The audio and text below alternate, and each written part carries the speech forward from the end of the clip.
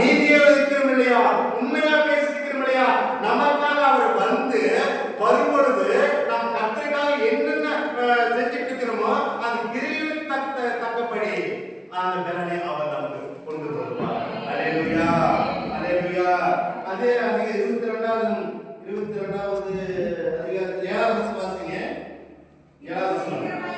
இதோ இயேசு சீக்கிரமாய் வருகிறேன்.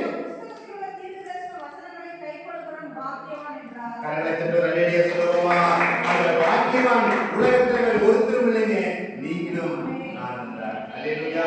அடுத்தது யோவானாகிய நானே இவைகளை கண்டு கேட்டு இருந்தேன். அடுத்த வசனத்துக்கு வாங்க. 14வது வாங்க.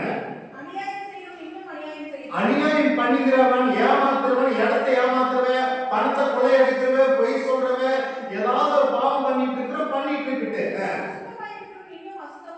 அசுத்தமா ஒரு சேத்துல ஒரு பண்ணி எப்படி ஒரு சேத்துல விழுந்து அந்த சகடையை சாப்பிடுதோ அது கூட அந்த பாவம் செஞ்சிட்டு இருக்கிட்டு